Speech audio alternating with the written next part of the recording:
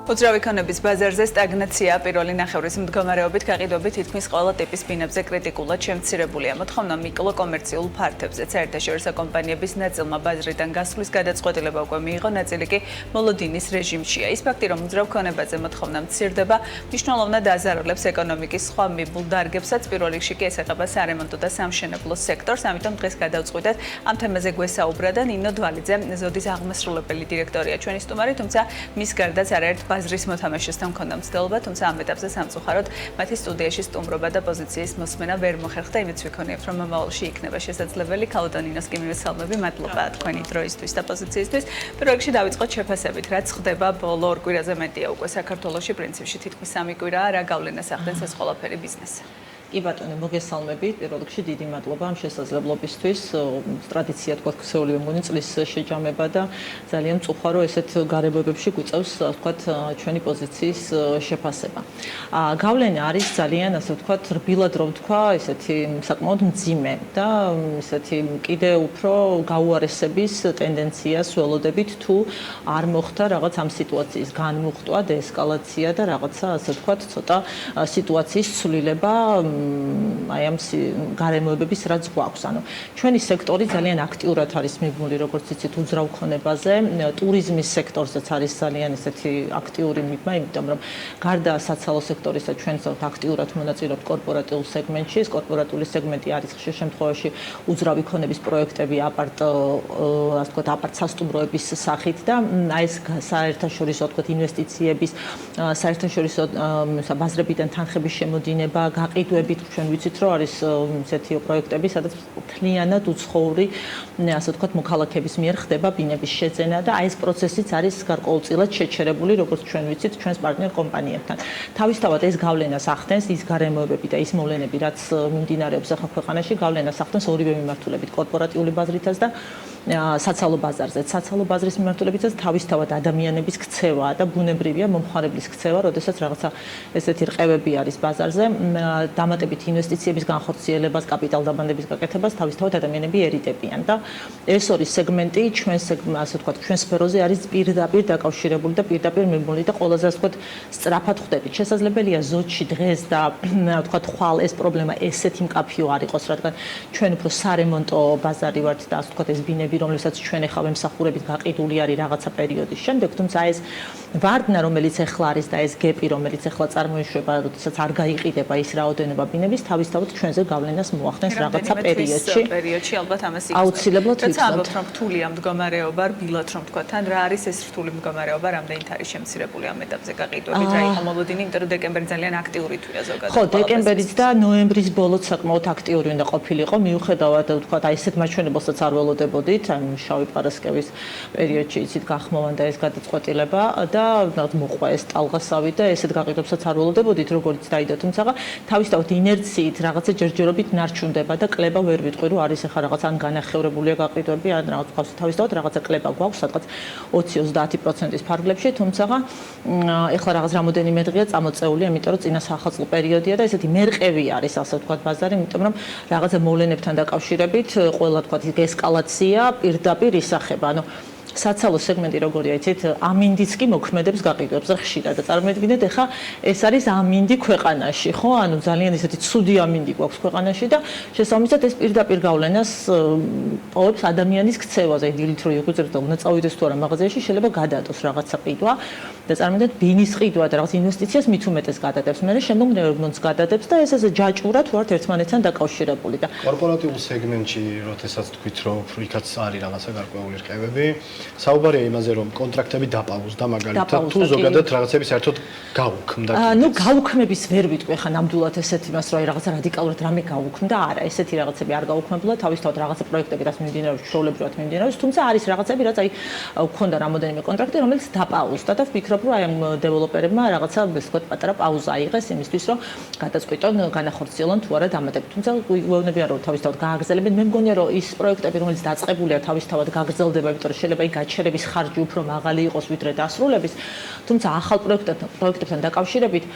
ყველაზე მეტად რაც მოქმედებს ბიზნესზე არის ის, რომ ვერ ვხედავთ სურათს. ანუ ვერ ვხედავთ აი ესე ცოტა ფართე სურათს და ცოტა გრძელვადიან სურათს ვერ ვხედავთ. ანუ არ ვიცით რა იქნება ხვალ, არ ვიცით რა იქნება ზეგ, აი ეს უხილავი, ასე ვთქვათ, კორიდორი, რომელშიც ახლა ბიზნესი მიიწევს, ხო? არის ის, რომ ჩვენ არ ვიცით გრძელვადიან პერსპექტივაში საით მივდივართ და აი ეს არის უფრო მოლოდინები, ანუ რო ვიცოდეთ, რომ პირობითად რაღაცა მიმართულებით მიდის, ესა თუ ის გადაწყვეტილებაა, ხო, მიღებული ქვეყნის მიერ, ის შეიძლება უფრო მეტად გამარტივებული იყოს და რაღაცა გარემოებებს ერგებოდეს ბიზნესი. თუმცა ამ შემთხვევაში ორი ფაქტორი მოქმედებს ნეგატიურად, ის რაც ზოგადად ხდება და რაც არის ქვეყნის კურსთან დაკავშირებული და ეს გამოსვლები, ეს ფაქტორები, რაც ძალიან მნიშვნელოვან გავლენას ახდენს და მეორე არის, რომ გაურკვევლობა და ეს დეესკალაციის, ანუ შედეგი იქნება, ეს დეესკალაცია არ იქნება, სხვა გამოსავალი არ არის, აუცილებლად უნდა მოხდეს ეს დეესკალაციისთვის გადადგმული ნაბიჯები, რა სიტყვით, როგორც ერთი კონკრეტული ბიზნესი რა შეიძლება იყოს. მე ხარ როგორც აი ერთი კონკრეტული ბიზნესიც არ ვარ, მე პირადად სხვა რაღაც ბიზნესებშიც მონაწილეობ, სხვა მომიჯნავე რიტეილ სფეროებში და იქაც იგივე სიტუაცია არის, ძალიან შეჩერებული არის გაყიდვები და შეჩერებულია ტრაფიკი შემცირებული არის და შესაბამისად დეესკალაციას გარეშე ბიზნესი წინ ვერ წავა, ანუ ვერ წავა იმის გამო, რომ ეს ხედვა არ აქვს და ხილვადობა არ აქვს ნაბიჯების და დეესკალაცია, ну არის ეს ზოგადი მოთხოვნები, რაც გვაქვს ეს ვადამდელი არჩევნები და გათავისუფლება პატიმრების თავისთავად არის, თუმცა მე მგონია, რომ არსებობს კიდე რაღაცა გზები, რაც ახლა ჩვენ არ ვართ ბიზნესი, არ არის პოლიტიკოები, ჩვენ არ ვართ პოლიტიკოსები და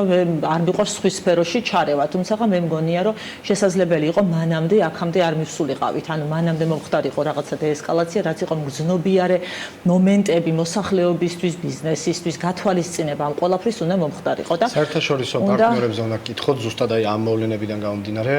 მათი ხედვა და დამოკიდებულება როგორია? თქვენ საკმაოდ ბევრი სახეობის პროდუქცია გაქვთ, რასაც რის რეალიზებასაც აკეთებს და მათი ხედვა როგორია? ან ხო არ არის რაიმე შეფერხებები ამ ურთიერთობებში, იმიტომ რომ რაღაცა კითხვის დონეზე მაინც აინტერესებს. კითხვის დონეზე თავისთავად არის კითხვები და თავისთავად აი ეს ქვეყნის დასანქცირება რაღაცა დოზით, იქ ხელმძღვანელი პირების დასანქცირება, რაღაც ქვეყნისთვის რაღაც შეზღუდვების დაწესება, თავისთავად კითხვებს ბადებს ევროპელ პარტნიორებში, ევროპელ და დასავლელ პარტნიორებში. თავისთავად ეს კითხვის ნიშნები არის, თუმცა ისინი ასე ვთქვათ სიფრთხილით ელოდებიან ამ საკითხებს და შესაძლებელია ეს აისახოს ჩვენს საკრედიტო შესაძლებლობებზე. ჩვენ გვყავს რამოდენიმე კომპანია, რომელიც თვითონ ეს ასე ვთქვათ ქვეყანაში არსებობს სახელმწიფო სადაზღვევო სტრუქტურები, რომლებიც აზღვევენ ჩვენს კრედიტებს, აზღვევენ ჩვენს ფინანსურ შესაძლებლობებს და უზღვევენ მათ როგორც ექსპორტიორს და შესაბამისად აი ამ შეზღუდვებზე უკვე არის ის მომენტი, რომ სიფრთხილით მოეკიდებიან ქვეყანას, ხო? ეხლა ფინანსურ ინსტიტუტებზე ჩემზე კარგად ისაუბრებენ თქვენი რესპონდენტები და აი ეს რეიტინგების გაუარესება, რაღაც ფაქტორები თავისთავად მოქმედებს და მოქმედებს მე ლოკალურადაც უკვე ბიზნესის პატარა რაღაცა მიკრო ბოლო პერიოდის განმავლობაში რაც ვნახეთ და ის ახლა იყო ლარის კურსი და მყისიერად გრძნობს ხოლმე ზოგადად ეროვნული ვალუტა მიმდინარე პროცესებს. ეს ყველაფერი ფასებში ხომ არ გადაითარგმნა უკვე, ან რა ვადა ჭირდება, რომ ეს ყველაფერი შეიძლება ბიზნესმა პროდუქციაში. ჯერჯერობით მე რასაც ვაკვირდები, ჯერჯერობით მოხდა ამ კურსის დაჭერა, ნუ რის ფასად ხდება ამ კურსის დაჭერა და რამ ხელსავალუტო რეზერვების გამოყენება ხდება, ამას ახლა ვეცნობით და ვხედავთ ყველა, ჯერჯერობით ეს ზრდა და ცვლილება კურსის არ არის იმხელა, რომ ჩვენ ავსახოთ ფასებში, თუმცა თუ გაგრძელდება ეს ტენდენცია, თავისთავად მოგვიწევს ამის ფასში ასახვა, იმიტომ რომ ეს მთლიანად ან ჩვენი კომპანიას და ჩვენ სფეროში მომუშავე კომპანიები არიან მთლიანად იმპორტზე ორიენტირებული და იმპორტით ხდება, ასე ვთქვათ, პროდუქციის შემოტანა და შესაბამისად პირდაპირ მიბმული ვართ ვალუტის კურსზე და მან ფასის დაჭერა იქნება უბრალოდ შეუძლებელი და რაიმე სცენარები თუ აქვს ბიზნესს, რომ მაგალითად ეს სიტუაცია რომ კიდევ გაგრძელდეს გარკვეული პერიოდის განმავლობაში,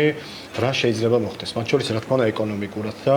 რომელმა ბიზნესმა შეიძლება გადააგოროს ეს პერიოდი, რომელმა შეიძლება ვერ გაუძლოს? იცით რა არის, არსებობს მე მგონია რომ მანდ არის ესეთი უბრალოდ საფეხურები, ვინ უფრო ადრე ვერ გადააგორებს, ვინ უფრო რაღაც პერიოდში. მე არ მეგულება ქვეყანაში რაღაცა ბიზნესი, რომელიც მარტივად, ასე ვთქვათ, გადააგორებს მსგავს კრიზისულ სიტუაციას და სცენარს რაც შეეხება მე ზოგადად ძალიან მეც და ალბათ ბიზნესში ყოველას არ გვიყვარს ნეგატიური რაღაც მოლოდინები, პირიქით მე სულ არ მომართული რომ რაღაცა პოზიტიური მოლოდინები შექმნა და მე აუცილებლად დარწმუნებული ვარ რომ ეს სიტუაცია უნდა გადაიჭრას, ამის ამოხსნა უნდა მოიწევნოს. აქ სხვა გამოსავალი არ აქვს, არც ბიზნესს, არც მოქალაქეებს, არც ქვეყანას. ანუ ეს უნდა ეს ყველაფერი ბოლო პერიოდში ვხედავთ უფრო აქტიურად მათ ხმას მათ შორის, ვიდრე აქამდე მე მგონი აქამდე არ ყოფილა რომ ამდენი ბიზნესი ერთად ლაპარაკობდეს. აი ამ სცენარებს, ამ და ისკებს რამდენად იცით რა არის მე გეტყვით ხო ეხა ბიზნესში ვარ რაღაც გარკვეულად საკმაოდ დიდი პერიოდი და მახსოვს წინა ვთქვათ ხელისუფლების დროსაც არსებული რაღაცა მოვლენები ძალიან კარგად მახსოვს ასე ვთქვათ როცა მონაწილეც ხარ და მე ვთვლი რომ აი მაშინაც რაღაც შეცდომები იყო დაშვებული ბიზნესის მხრიდან როდესაც ერთს ექმნებოდა პრობლემა მეორე არ დაუდგა გვერდში ძალიან ბევრი ფაქტორი გვახსოვს ამისი და ეხლა ვფიქრობთ რომ აი ეს ერთიანობა მე ესე ვხედავ ამ ყველაფერს რომ ერთიანობა და თან ყველა ხელისუფლებას მთავრობას ქვეყანას უნდა კონდეს იმის უნარი რომ მოусმინოს ბიზნესს ეს არ არის ის რომ ჩვენ სხვადასხვა მხარეს ვართ ხო ისე ბიზნესი მუშაობს ქვეყნისთვის ხო მოქალაქეებისთვის იქნება ეს დოვლათი ანუ სახელმწიფო დგას ამ ბიზნესზე ეხლა რაც არ უნდა ვთქვათ ანუ სახელმწიფო დგას ბიზნესზე და ბიზნესის არ მოსმენა არის დანაშაული და მათ შორის მხოლოდ კონკრეტული ბიზნესების მოსმენა დღესაც იყო შეხვედრა მთავრობის ადმინისტრაციაში 20 ბიზნესი შეხვდა თუმცა სია არ საჯაროდებდა და ძირითადად ეს არის ხოლმე მსხვილი ბიზნესი და არა ყველა ხმა რომელიც ასევე ნუ ხო თავისთავად მაგრამ იმ მსხვილ ბიზნესმაც უნდა ანუ საბოლოოდ მდგენელი ნაწილები ვართ ხო ანუ აქ არავის არ აქვს თვითმიზანი რომ მაინც რაღაცას დაუპა არა პირიქით ანუ უბრალოდ ის რომ აი თქვენივე ეთერში იყო მე მგონი თუ არ ვწდები კვირას იყვნენ ბიზნესმენები სტუმრად და იქ ერთ-ერთმა ბიზნესმა თქვა რომ თავარი რაღაც უნდა მოხდესო რომ ბიზნესი გათავისუფლდესო და შეძლოს თავისუფლად საუბარი აი ეს შიშის მომენტი არ უნდა იყოს ანუ ბიზნესმა უნდა შეძლოს ეს არის ძალიან პარტნიორული ურთიერთობა სახელმწიფოს და ბიზნესს შორის და თუ ამას უნდა მიუდგეთ რაღაცა ესეთი დაპირისპირების სახით ვერც ერთი მხარე ვერ მოიგებს და საბოლოო ჯამში ეს იქნება დამაზარალებელი თითქოს ილახება ბოლო პერიოდში ვხედავთ რომ უფრო მეტი ადამიანი მეტი ბიზნესი ლაპარაკობს მომახლა იმ პრობლემებზე რაც არა კარგია რომ ლაპარაკობს ეს ერთის მხრივ ძალიან კარგია რომ ლაპარაკობთ და არ გვეშინია ამ საუბრის მაგრამ ეხლა მთავარია რომ ეს ყველაფერი გაიგონ ვისაც გაგება ევალება ასე ვთქვათ ამ ყველაფრის კი ბატონო და ვიდრე დაგემშვიდობები ძალიან ცოტა დრო გვაქვს დარჩენილი მაგრამ მაინც მინდა გკითხოთ წლის შეჯამება როგორი იყო ზოდისთვის პრინციპში ცოტა დროა დარჩენილი რამდენად გამართდა წლის მოლოდინი ორი რთული პერიოდი იყო ერთი გაზაფხულის მოვლენები მეორე ახლა მაგრამ მაინც კი ბატონო საკმაოდ რთული წელი იყო გაზაფხულის მოვლენები არჩევნების მოლოდინი ზოგადად სამოხარებლო ბაზარზე მოქმედებს და ძალიან ესეთი იყო ნუ წელი საკმაოდ ისეს სრულდება ესეთი დიდი გამოწვევებით სრულდება თუმცა საკმაოდ ესეთი კარგი მიმართულებებითაც დავამთავრეთ მე მაშინაც ვახსენე რაღაც ახალი მიმართულება ავიღეთ აპარტ სასტუმროების ავეჭის მიმართულებით და განვახორციელეთ და დავასრულეთ ეს ერთი პროექტი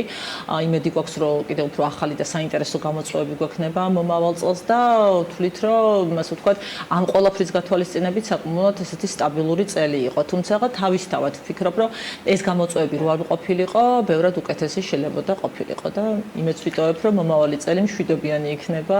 ბიზნესისთვისაც ქვეყნისთვისაც და თითოეული ჩვენგანისთვის იმედია დიდი მადლობა წარმატებებს გისურვებთ ნინო დვალიძე ზოდის აღმასრულებელი დირექტორი იყო ჩვენი სტუმარი